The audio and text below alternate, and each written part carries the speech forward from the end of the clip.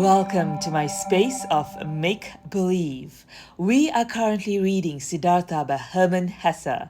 In the last chapter, Siddhartha works for the merchant Kamaswami and having cleaned up real nice, spends his free time with the courtesan Kamala. He also discovers some truths about himself. If you have not watched previous chapters, please do so before continuing. And now for chapter 7. If you're ready, let's begin. Sansara. For a long time, Siddhartha had lived the life of the world and of lust, though without being a part of it. His senses, which he had killed off in hot years as a Samana, had awoken again. He had tasted riches, had tasted lust, had tasted power. Nevertheless, he had still remained in his heart for a long time a Samana. Kamala, being smart, had realized this quite right. It was still the art of thinking, of waiting, of fasting, which guided his life. Still the people of the world, the childlike people, had remained alien to him as he was alien to them. Years passed by, surrounded by the good life. Siddhartha hardly felt them fading away. He had become rich. For quite a while he possessed a house of his own, and his own servants, and a garden before the city by the river. The people liked him. They came to him whenever they needed money or advice, but there was nobody close to him except Kamala. That high, bright state of being awake, which he had experienced that one time at the height of his youth, in those days after Gautama's sermon, after the separation from Govinda, that tense expectation, that proud state of standing alone, without teachings and without teachers, that supple willingness to listen to the divine voice in his own heart, had slowly become a memory, had been fleeting, distant and quiet. The holy source murmured, which used to be near, which used to murmur within himself. Nevertheless, many things he had learned from the Samanas, he had learned from Gautama, he had learned from his father the Brahman, had remained within him for a long time afterwards. Moderate living, joy of thinking, hours of meditation, secret knowledge of the self, of his eternal entity, which is neither body nor consciousness. Many a part of this he still had, but one part after another had been submerged and had gathered dust, just as a potter's wheel, once it has been set in motion, will keep on turning for a long time and only slowly lose its vigor and come to a stop. Thus Siddhartha's soul had kept on turning the wheel of asceticism, the wheel of thinking, the wheel of differentiation for a long time, still turning, but it turned slowly and hesitantly and was close to coming to a standstill. Slowly, like humidity entering the dying stem of a tree, filling it slowly and making it rot, the world and sloth had entered Siddhartha's soul. Slowly it filled his soul, made it heavy, made it tired, put it to sleep. On the other hand, his senses had become alive. There was much they had learned, much they had experienced. Siddhartha had learned to trade, to use his power over people, to enjoy himself with a woman. He had learned to wear beautiful clothes, to give orders to servants, to bathe in perfumed waters. He had learned to eat tenderly and carefully prepared food, even fish, even meat and poultry, spices and sweets, and to drink wine, which causes sloth and forgetfulness. He had learned to play with dice, and on a chessboard to watch dancing girls, to have himself carried about in a sedan chair, to sleep on a soft bed. But still he had felt different from the superior to the others. Always he had watched them with some mockery, some mocking disdain, with the same disdain which a Samana constantly feels for the people of the world. When Kamaswami was ailing, when he was annoyed, when he felt insulted, when he was vexed by his worries as a merchant. Siddhartha had always watched it with mockery, just slowly and imperceptibly as the harvest seasons and rainy seasons passed by. His mockery had become more tired. His superiority had become more quiet. Just slowly, among his growing riches, Siddhartha had assumed something of the childlike people's ways for himself, something of their childlikeness and of their fearfulness, and yet he envied them just the more similar he became to them. He envied them for the one thing that was missing from him, and that they had, the importance they were able to attach to their lives, the amount of passion in their joys and fears, the fearful but sweet happiness of being constantly in love. These people were all of the time in love with themselves, with the women, with their children, with honors or money, with plans or hopes. But he did not learn this from them. This out of all things, this joy of a child and this foolishness of a child, he learned from them out of all things the unpleasant ones, which he himself despised. It happened more and more often that, in the morning after having had company the night before, he stayed in bed for a long time, felt unable to think and tired. It happened that he became angry and impatient when Kamaswami bored him with his worries. It happened that he laughed just too loud when he lost a game of dice. His face was still smarter and more spiritual than others, but it rarely laughed and assumed one after another those features which are so often found in the faces of rich people, those features of discontent, of sickliness, of ill-humour, of sloth, of a lack of love. Slowly the disease of the soul, which rich people have, grabbed hold of him.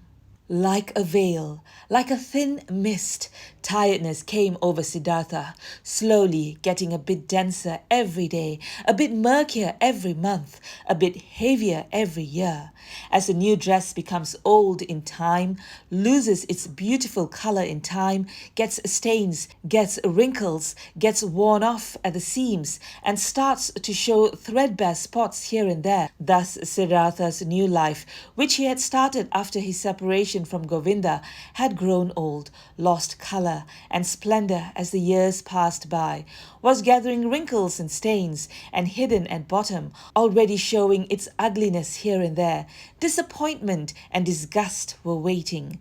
Siddhartha did not notice it. He only noticed that this bright and reliable voice inside of him, which had awoken in him at that time, had ever guided him in his best times, had become silent. He had been captured by the world, by lust, covetousness, sloth, and finally also by that vice which he had used to despise and mock the most as the most foolish one of all vices, greed.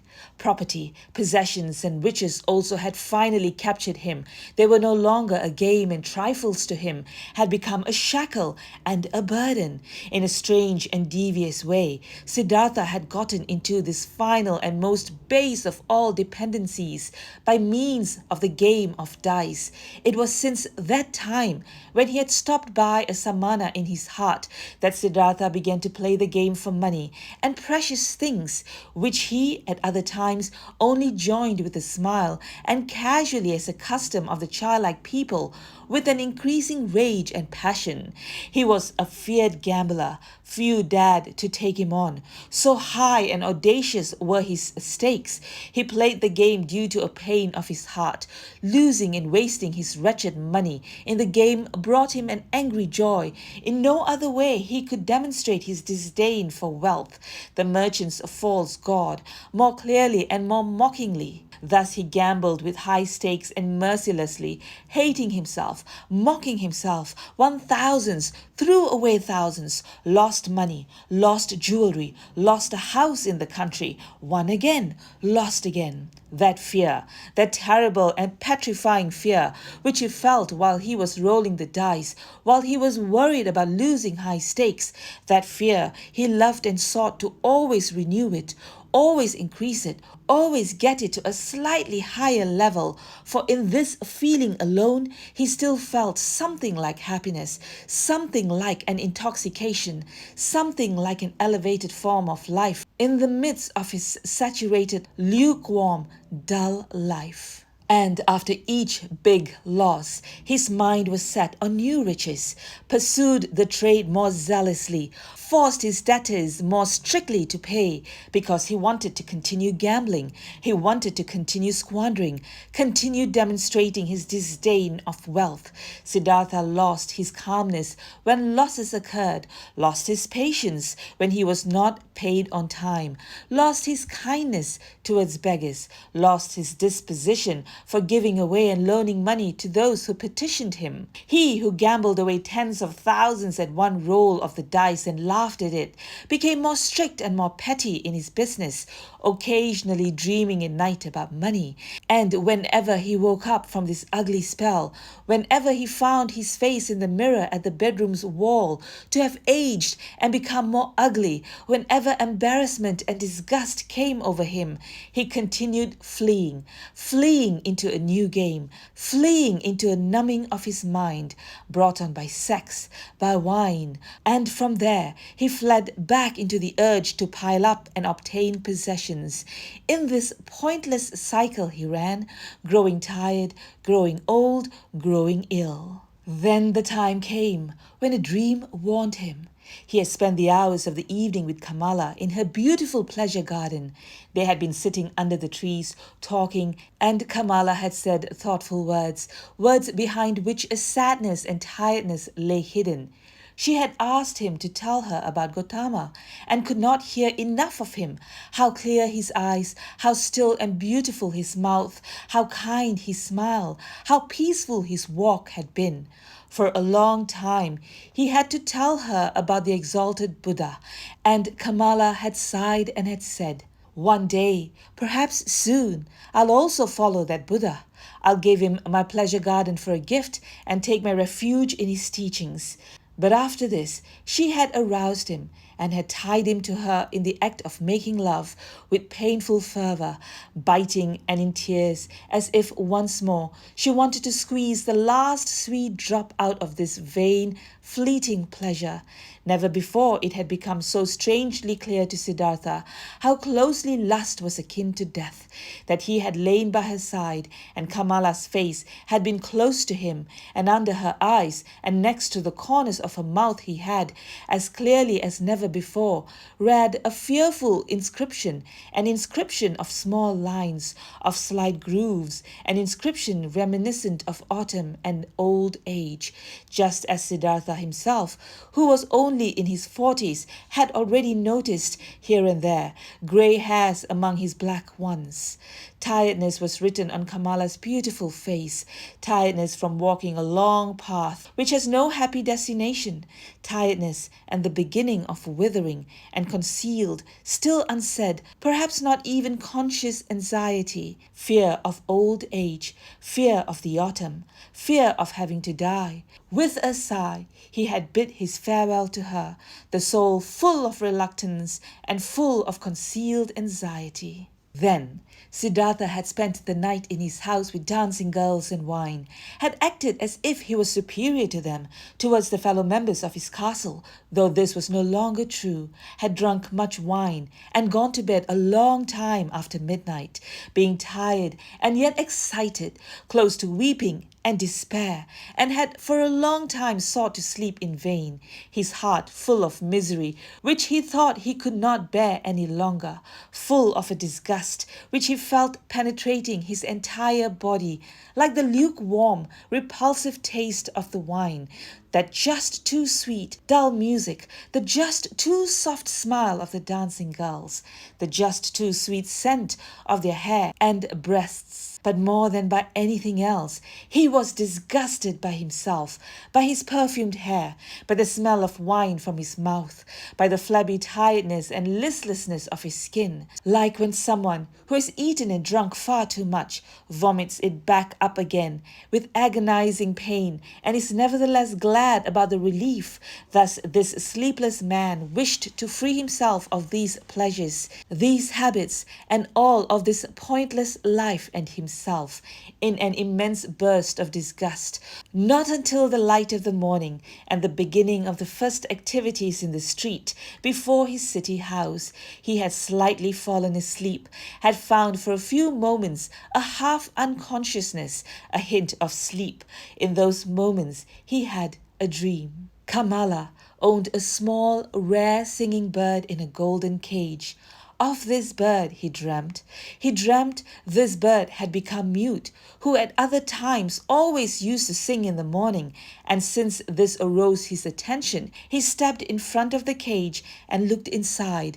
There the small bird was dead and lay stiff on the ground. He took it out, weighed it for a moment in his hand, and then threw it away, out in the street, and in the same moment he felt terribly shocked and his heart hurt, as if he had thrown away from himself all value and everything good by throwing out this dead bird. Starting up from this dream, he felt encompassed by a deep sadness. Worthless, so it seemed to him, worthless and pointless was the way he had been going through life. Nothing which was alive, nothing which was in some way delicious or worth keeping he had left in his hands. Alone he stood there, and empty like a castaway on the shore. With a gloomy mind, Siddhartha went to the pleasure garden he owned, locked the gate, sat down under a mango tree, felt death in his heart and horror in his chest, sat and sensed how everything died in him, withered in him, came to an end in him. By and by, he gathered his thoughts, and in his mind he once again went the entire path of his life, starting with the first days he could remember. When was there ever a time when he had experienced happiness, felt a true bliss? Oh yes, several times he had experienced such a thing. In his years as a boy, he has had a taste of it. When he had obtained praise from the Brahmins, he had felt in his heart, there is a path in front of the one who has distinguished himself in the recitation of the holy verses, in the dispute with the learned ones, as an assistant in the offerings. Then he had felt in his heart, there is a path in front of you, you are destined for. The gods are awaiting you. And again as a young man, when the ever-rising, upward fleeing goal of all thinking had ripped him out of and up from the multitude of those seeking the same goal, when he wrestled in pain for the purpose of Brahman, when every obtained knowledge only kindled new thirst in him, then again he had, in the midst of his thirst, in the midst of the pain, felt this very same thing. Go on, you are called upon. He had heard this voice when he had left his home and had chosen the life of a Samana. And again, when he had gone away from the Samanas to that perfected one, and also when he had gone away from him to the uncertain. For how long had he not heard this voice any more? For how long had he reached no height any more? How even and dull was the manner in which his path had passed through life for many long years, without a high goal, without thirst, without elevation, content with small lustful pleasures, and yet never satisfied. For all of these many years, without knowing it himself, he had tried hard and longed to become a man like those many, like those children, and in all this his life had been much more miserable and poorer than others, and their goals were not his, nor their worries. After all, that entire world of the Kamaswami people had only been a game to him, a dance he would watch, a comedy. Only Kamala had been dear, had been valuable to him. But was she still thus? Did he still need her, or she him? Did they not play a game without an ending? Was it necessary to live for this? No, it was not necessary. The name of this game was Sansara, a game for children, a game which was perhaps enjoyable to play once, twice, 10 times, but forever and ever over again? Then Siddhartha knew that the game was over, that he could not play it any more. Shivers ran over his body, inside of him, so he felt something had died.